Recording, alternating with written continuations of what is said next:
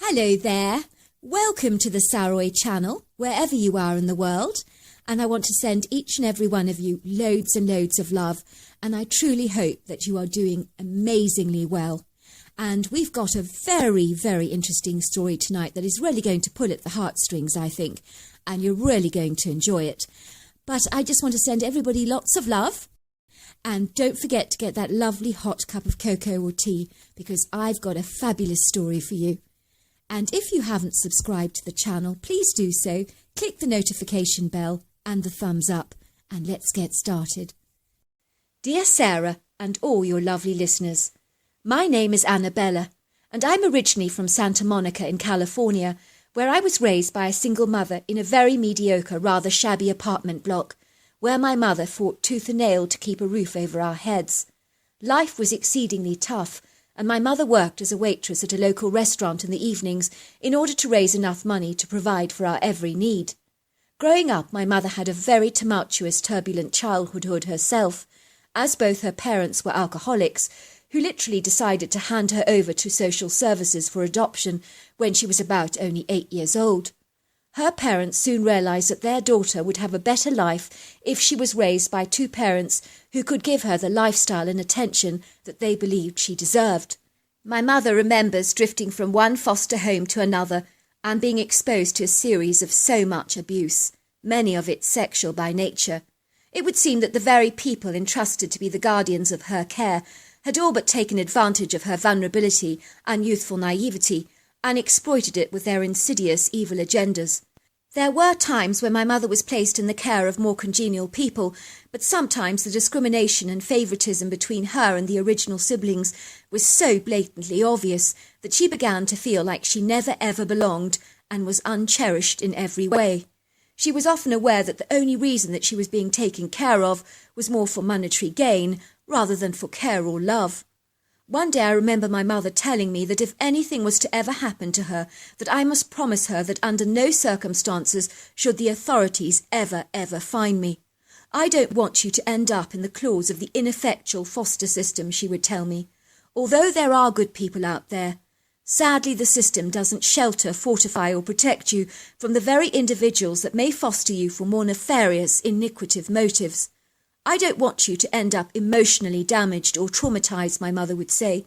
So if something happens to me, I want you to look for a lady called Rosa Wintergreen, who was a girl I was fostered with many long years ago. Growing up as kids, we swore we would be there for each other, through thick and thin and through hell and high water. I do not know where she is, but I know she went to live in Kentucky and is happily married now. But I lost touch with her and have no idea what her married name actually is. But if something happens to me, I want you to find her, because she will definitely take care of you, and that's a promise. I remember looking at my mother and reassuring her that nothing was ever going to happen to her, and not to worry, but my mother laughed and took me into her arms and said, "I love you more than anything in the world. That's why I want to protect you from the villainous predators out there, because believe me, they're depraved, odious sharks among the dolphins. And some of those sharks are disguised as dolphins, as a cunning, deceptive tactic to lure you into their trap. And I want to protect you from that." One day my mother came down with a very bad bout of flu, and she was unable to work for a week or so. And so I was nursing her better with chicken broth and all kinds of cough medicines.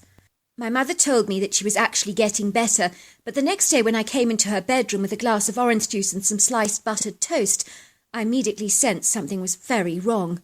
My mother was lying back on her bed, looking like a white pasty mannequin, only her mouth was wide open, and her eyes looked like they were vacant and empty, lifeless like glass marbles. "Mum," I said, tapping her on the shoulders, but she didn't respond to my touch.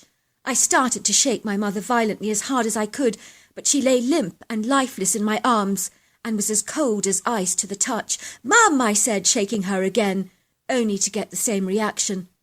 Suddenly the grim revelation that my mother was dead hit me like a ton of bricks. I felt as if all the blood had been drained from my body, and I remember I felt completely empty and devoid of any emotion. It was like a sense of hopeless despair engulfed my entire being like a ravaging disease, robbing me of the ability to feel anything at all. It was just too terrible for words. For a moment I stood there like a frozen statue, staring at my mother's corpse in total and utter disbelief. I felt certain that I was engaged in a terrifying nightmare from which I would ultimately wake up. I do remember rubbing my eyes incredibly hard just to make sure that I wasn't dreaming, but the reality became blindingly clear, like a spotlight being thrust into your face.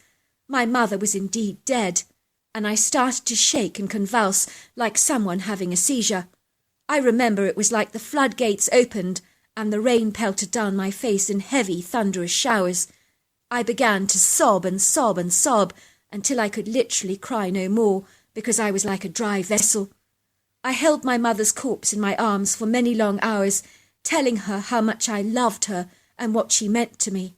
And then I surrendered to the excruciating emotional exhaustion of this horrifying event and fell into a deep sleep, clutching her dead body very tightly. I remember waking up 24 hours later with the sun streaming through the room and a warm, cheerful radiance lit up the whole area. It looked like a blissfully beautiful day, but it was anything but. I was amazed to see that there were blowflies buzzing around my mother's body and already feasting on her eyes. It was so awful to see her like this, and I knew her body was decomposing very quickly. I stayed in the apartment for a couple of days until I could bear it no longer, as my mother's body began to bloat and take on a sweet, sickly odour, and was pungent and vile in its smell that made me feel so hideously sick. Let's just say when you have smelt a dead body, you never ever forget that smell.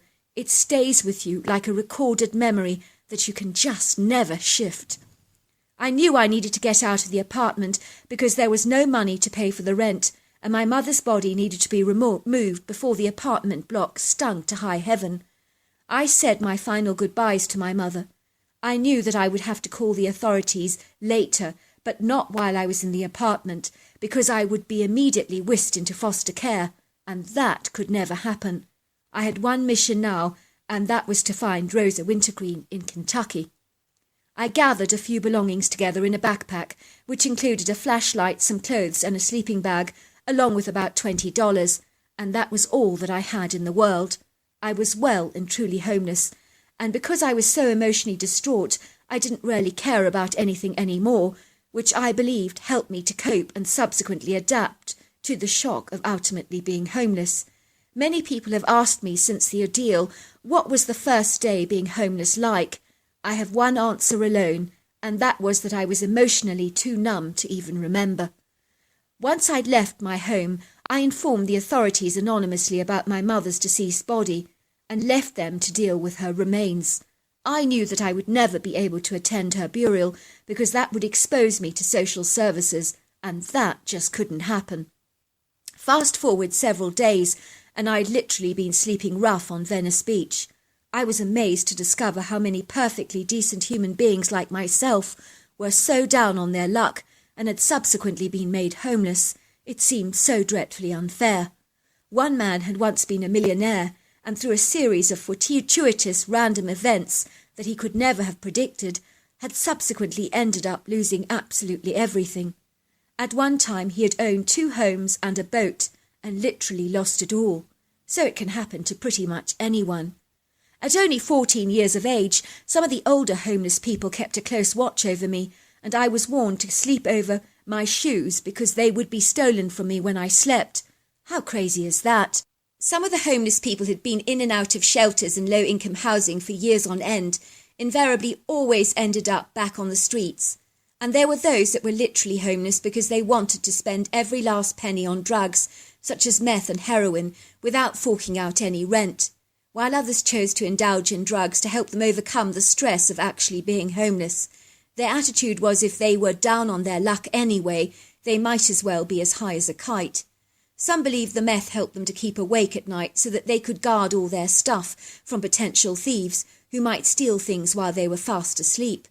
Then there were people that were clearly mentally disturbed, suffering from mental disorders, and they were the scariest people of all because they could be sweet one moment and volatile, aggressive and explosive the next, and sometimes even dangerous.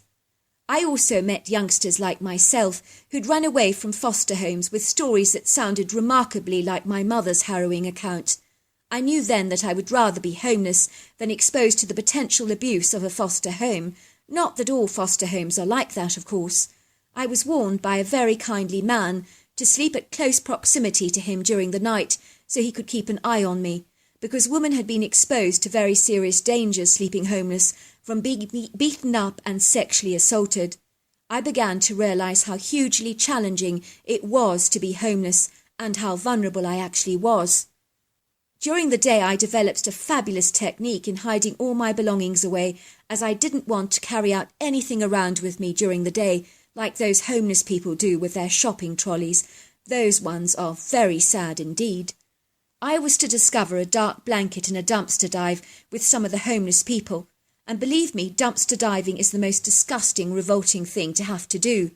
But believe me, people do throw out some really good stuff, even new things, which is incredible, but you usually find that at the bottom of the dumpster, and all the horrible stuff you have to get through first before you finally get to the good things. It's always the way. Isn't that uncanny?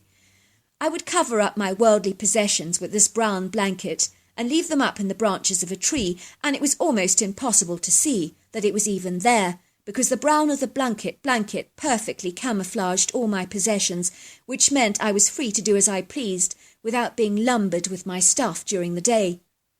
There were homeless people that did have full-time jobs, but they still could not afford a roof over their heads, which for me was insane to see. How crazy is that? I could not bear the idea of begging, because that is the most degrading thing to do. And so I took the initiative of walking around residential areas, knocking on doors, asking people if they needed a dog walker or someone to wash their cars. And the people did not realise I was homeless, so many agreed to give me a few odd jobs, which I was very grateful for. I'm afraid that people do often look on the homeless like a lower form of pond life that you want to avoid at all costs, because you just might catch the debilitating disease from them. I think they thought I was a 14-year-old kid looking to make some extra pocket money, but I never ever gave them the impression of being homeless, which you definitely don't want to do. I began to raise enough money to pay for a trip to Kentucky, because my hope lay in ultimately finding Rosa Wintergreen. Many of my homeless friends warned me not to get my hopes up at all, because they felt that it would end up all blowing in my face. The one thing I noticed about my homeless friends is that they were so intent on just surviving one day to the next that many of them had no focus whatsoever on the future, and that horrified me. You could ask them about their long-term intentions, and they really did not know. They seemed so reluctant to visualise a brighter future for themselves, which was awfully sad. One girl told me that she would never ever dare to look in the windows at Bloomingdale's because she knew she would never be able to afford to buy any of those nice things, which would cause her to feel very depressed and downcast. I remember thinking that her gloomy outlook on life was ultimately sealing her fate, because she refused to entertain any possible hope that tomorrow might possibly be a brighter day. It was so ingrained in her psyche that things would never ever change for her, and invariably they didn't. I, on the other hand, would go to Bloomingdale's and decide exactly what accessories I would have in my bedroom when I finally had that home of my own. I visualised it so intently in my head and could see myself moving in with Rosa and her family, and I knew it would happen because I could see it so clearly that it was that tangible and that real for me. The only problem is that it had not manifested yet in my reality, but I knew that I would be soon grabbing it with both of my hands. My homeless friends just could not understand why I was so positive and upbeat about what they considered was a very bleak future for me. I would be told things like, "Don't get your hopes up. You're going to be so disappointed. It's never going to work out for you. You're never going to make any money." And I was ambushed and assaulted with all these negative words and thoughts, but I refused to believe and engage in any of them, because life without hope is a life that is defeated. Fast forward a month or so, and I had left Venice Beach, and I was now in Kentucky. I was making tracks to an abandoned home that I'd heard about surreptitiously on a bus ride, and it seemed like the perfect spot for me to make a temporary base, while I conducted my search for Rosa Greenwood that I was beginning to realise was looking like a needle in a haystack. When I did find the location of this abandoned home, I was almost reluctant to enter the area, as the derelict white house that was built on an elevated wooded clearing was so overgrown with long, vigorous seeded grass that was thick and dense. Everything was so jungly, and there were creepers climbing all over the house very untidily. My first impression of this ramshackled place was it really had a sinister ambience, almost like the run-down abode was literally staring at you with hauntingly sinister eyes. There is something about a large, dilapidated, empty home that leaves you feeling that something is distinctly off. I do remember thinking that the house had been a quality building at some stage, that had been built with bricks and mortar and very solid foundations, and in its time it was an imposing, respectable building, but certainly not any more. I was reluctant to enter the building that was so dark and sinister even during the day, but you know what, I just didn't care, because I needed a firm base for myself, and although the house that was less than agreeable, it would just have to do. I entered the house, and as I went through the passageway into the kitchen living area, it was so much lighter, and I noticed the floors were covered in candle wax, matches and drug paraphernalia, so clearly some homeless people had been using this place as a base at some time. But they clearly had moved on and not laid down any permanent roots. I did my best to clean up the mess, but removing candle wax is not an easy job, especially off carpets, by any manner of means. This house was scantily furnished, with a large chair here and there, but it looked like someone had ransacked the whole place and all the furnishings had been removed. I spent the next few days going to supermarkets all over Kentucky and asking people if they knew any Rosas in the area, or someone with the name Rosa Wintergreen, but no one had ever heard of her, and all the Rosas they knew about had never been to foster homes before. I was beginning to feel exhausted from my search. Naturally, I had tried to access records in the area, but once again there was no one called Rosa Wintergreen that seemed to be living in Kentucky. I knew she was obviously using her married name, but I was running out of money now, and so once again I resorted to finding odd jobs to do around the area, and believe it or not, it wasn't easy. I did manage to find a job handing out flyers, and I thought this would be a good opportunity to ask people in the area if they knew of Rosa Wintergreen, but once again I drew the short straw. No one had ever heard of her. One night when I was retiring into my sleeping bag on the floor in the living area of the abandoned house, I heard the sound of someone moving around the premises, which really scared me half to death, because I realised suddenly that I was definitely not alone. All kinds of alarming thoughts entered my head. Had someone discovered that I was squatting out here on the premises? I had made my presence very discreet and covered my tracks very well, I thought. I'd be surprised if anyone had observed or seen me, but maybe I was wrong. Armed with my flashlight that I always kept very well supplied with batteries, I crept out of the house and crawled behind a tree that was surrounded by a dense thicket, so hiding for me was very easy. I did feel a lot safer outside than in that dark, sinister house.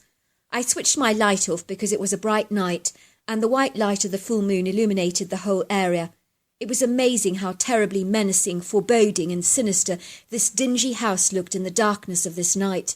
It really looked like the film set for America's Most Haunted Buildings, or for the screening of some ghastly horror where the teenagers run for their lives from a demented, deranged killer carrying a machete in his hands.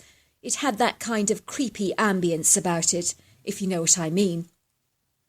I suddenly held my breath for a long moment, because I heard it again.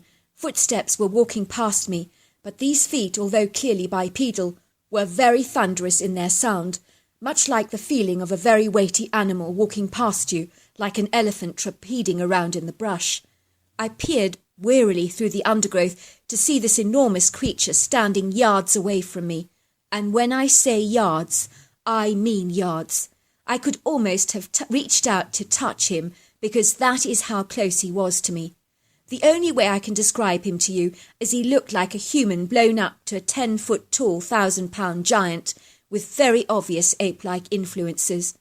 This critter was covered in loose, shaggy, matted hair that smelt really yucky. The only way that I can describe that smell to you is it smelt like rotting garbage and meat that's on the turn. Even though it was light, I only rarely got to see how colossal and monstrously big this hairy creature was, but I also could see the conical head, the massive shoulders, and the overlong arms and human-like hands and feet. Those were very clear. I also could detect its red eyeshine. I've never been so terrified in all my life. It was the scariest moment that I've ever endured, because I could sense I was in very serious mortal danger, and I was close to staring death in the face. I was so sure the creature could hear me. Why was he standing so close to me? Did he know where I was hiding? Would he suddenly pounce on me? I tried not to make any sound, and the tension in my body was so tight that I could literally feel my whole body cramping up. But I knew I could not move a muscle, and it was killing me. I had to keep very quiet and stay very, very still. The creature appeared to be examining something very intently in his very thick fingers and rolling it around curiously in his hands. I realised with utter horror that it was my makeup mirror that had slipped out of my bag earlier in the day and dropped somewhere in the undergrowth, while this creature had somehow recovered it. The critter appeared to be examining it extremely closely, as if he was trying to figure out what on earth it actually was. He was wearing a very muddled, confused expression on his face that I could detect even in the night.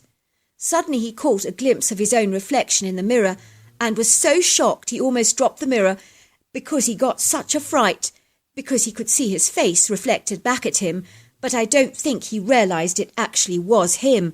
For a moment he looked around him as if he was half expecting to see the creature that he had detected in the mirror standing near him. Once again he looked in the mirror and suddenly realised he was looking at himself, and clearly he didn't like what he was seeing, because he threw the mirror across the grass and let out a very irritated grunt, as if to say, "Well, that was a waste of time, and what a useless object that is."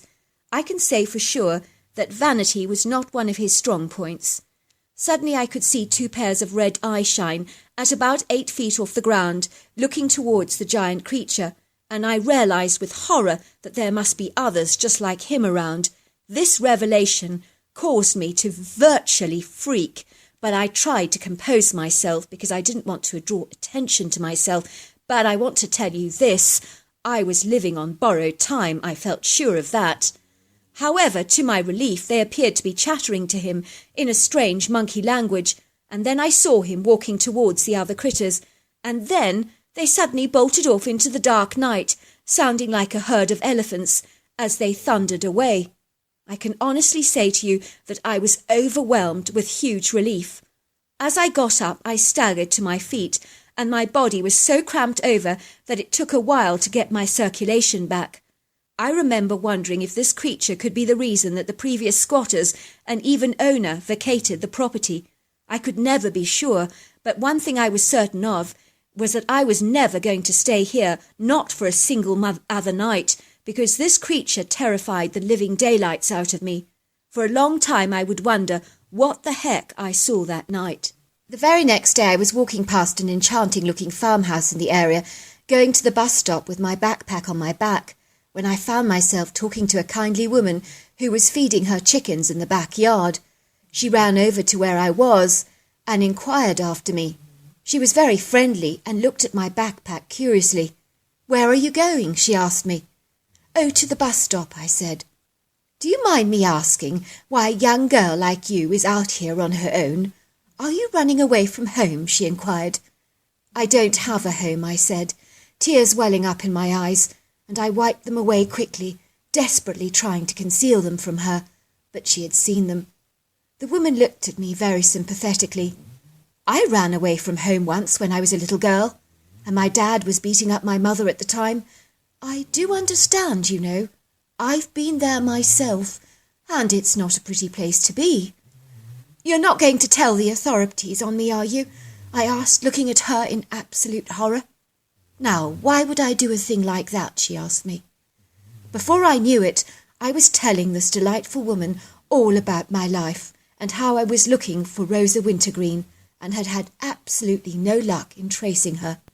Fast forward a few days, and I couldn't believe it. I was actually staying with this lovely, beautiful lady called Lisa, who was trying her level best to help me locate Rosa Wintergreen, but no one had ever heard of her.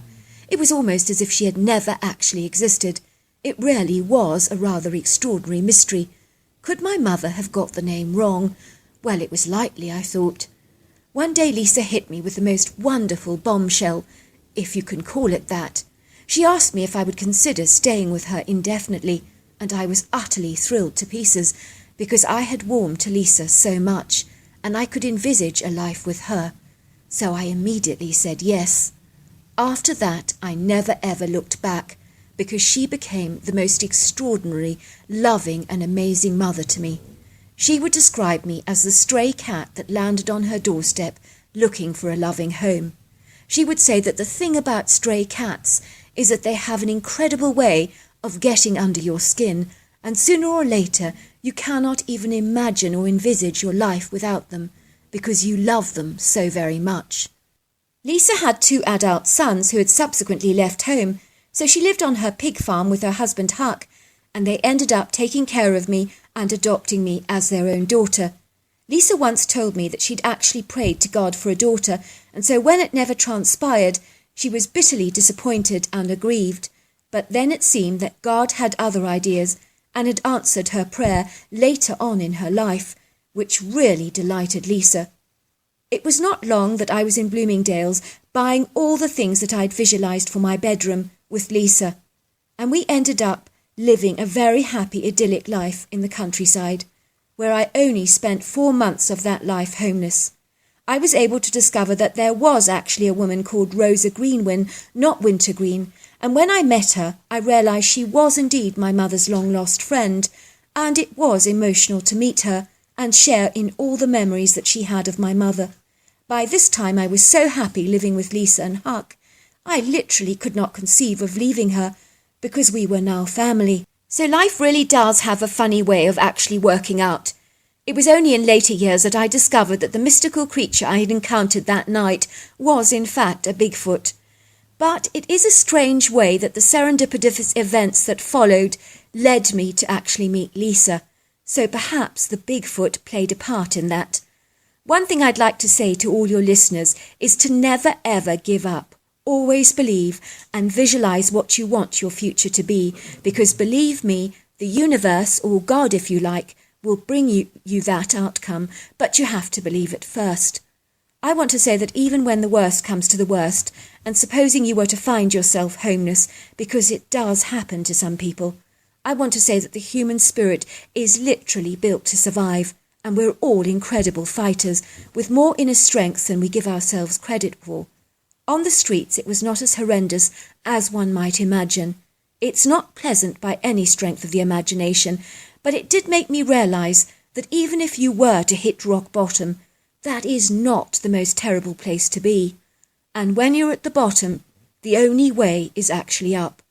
So always think big for your life, be positive, and there are no limitations for your future or your dreams. I'm living proof that you can ultimately get what you believe, not what you deserve. So believe in your future, and you can reach for the stars. So there you are. That's my story. I just want to thank you for that incredible story. What an incredible experience that you went through, losing your mother like that, being homeless, out on the streets, in a very vulnerable situation, and yet having such a positive outlook towards life and envisaging a different future for yourself. And although you didn't end up with Rosa Wintergreen you ended up with the most incredible mother, and you got what you hoped for because you believed in it. And I think perhaps that's a very good message to all of us, that we should never ever doubt that things can turn out for the good. Until next time, goodbye and good night.